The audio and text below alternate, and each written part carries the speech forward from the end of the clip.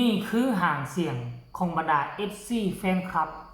หลังจากที่มีโอกาสได้เบิงได้ชมได้ติดตามน้องอาอายและเขาเปิดเผยความในใจว่าจะเฮ็ดจังไดต่อไปหรือจะหยุดพอสำนี้ไปฟังคลิปนี้มีคำตอบ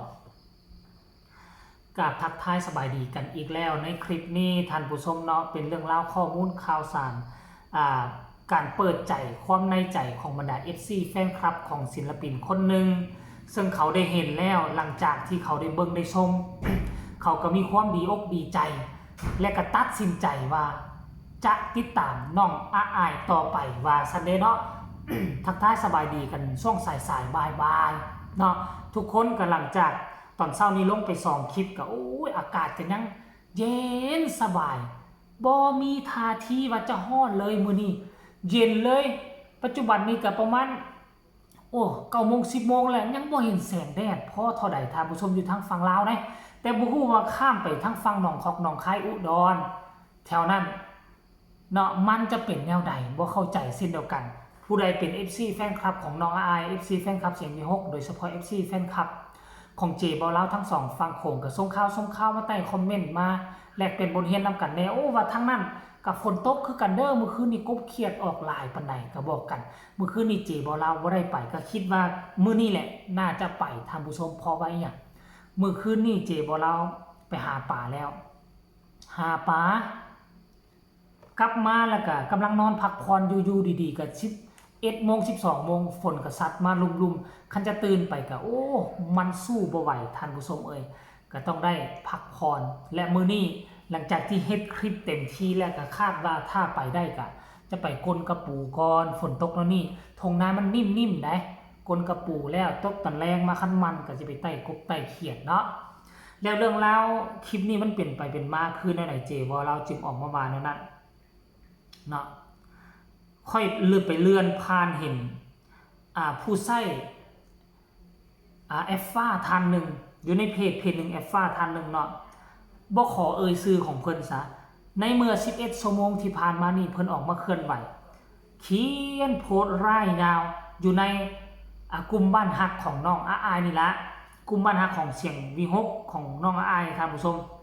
เพิ่นเขียนว่าขอบคุณค่ะว่าซั่นเด้จะรอดูว่าซั่นอาอายสาวน้อยมหัศจรรย์ต่อไปจ้าน่าฮักมากรักในความสดใสของน้องรักในความมีน้ำใจของอาอายต่อเพื่อนร่วมงานนะจ๊ะเขียนสั้นๆแบบนี้แต่ว่ามันมีความหมายได้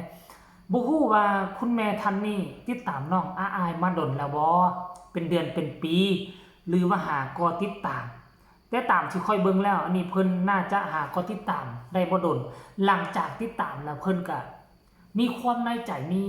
คำคิดคำเห็นหั่นนะบางคนก็คือกันได้เก้าฟ้า10 ปีบ่เคยเบิ่งหมอลำเคยได้ยินข่าวเคยได้ยินแต่ชื่ออาอายแล้วเขาได้ยินหูนี่เขาก็เอาทะลุหูนี่แบบว่าเฮาบ่ใส่ใจนะแต่ว่าเกือบว่าได้ยินทุกมื้อในเลื่อนเฟซไปทางไหนคันว่าเข้าแวดวงการหมอลำนะเข้าหูซ้ายกับทะลุหูขวาแต่ว่ามื้อนี้อาจจะได้มาเบิ่งเป็นจริงเป็นจังหรือบ่เนาะได้มาเบิ่งอยู่ทางด้านหน้าเวทีหรือบ่บุคคลท่านนี้หลังจากได้เบิ่งแล้วก็เลยออกมาเคลื่อนไหวว่าให้คำมั่นสัญญาว่าจะติดตาม ว่าจะรอเบิ่งรอชม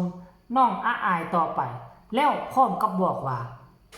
สาเหตุที่เพิ่นมักน้องอาอายสาเหตุที่เพิ่นอยากติดตามรอเบิ่งรอชมเพราะสาเหตุนี่เองเนาะเราว่าเป็นคนที่น่าฮักเป็นคนที่สดใสว่าซั่นเป็นคนมีน้ำใจต่อเพื่อนร่วมงานและเพิ่นยังเว้าว่าเป็นสาวน้อยที่มีความมหัศจรรย์อยู่ในโตว อันนี้บ่ได้เว้าจากปากพอนกพงศกรบ่ได้เว้าจากปากพอนุหรือลุงใหญ่คันท่ากรณีลุงใหญ่เว้าพอนกเว้าบอสนุเว้าญาล้ำเว้าคันกรณีว่าบุคคลเหล่านี้เว้าก็อาจจะว่าเว้าเกินโตเกินจริงไป ก็สิว่ายกย่อปอปั้นกันเกินหน้าเกินตา ก็สิว่าแนวนี้ได้เนาะแต่อันนี้มัน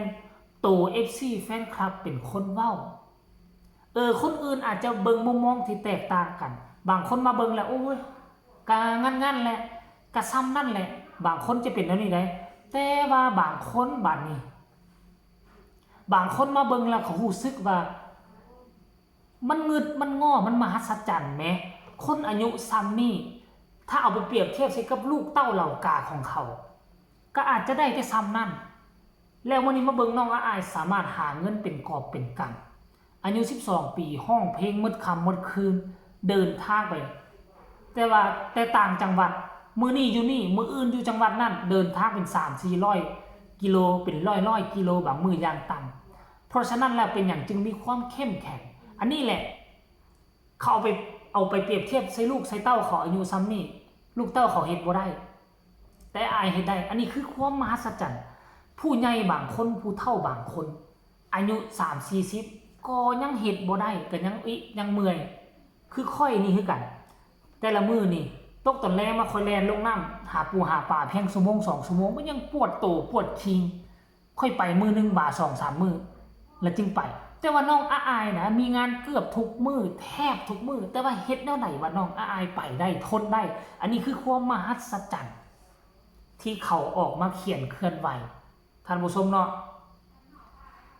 นอกจากคนนี้แล้วยังมีหลายคนที่เขาบ่กล้าออกมาโพสต์หาที่เขาบ่ฮู้ที่จะโพสต์หาออกมาโพสต์เคลื่อนไหวแต่คุณแม่ท่านนี้กันตองออกมาจากก้นบึ้งหัวใจในความรู้สึกที่มีต่อน้องอายในเมื่อกลุ่มบ้านฮักได้เห็นแบบนี้แล้วก็ดีอกดีใจพากันเข้าไปกดไลค์กดแชร์เนาะตอบคืนก็หวังว่าคำคิดคำเห็น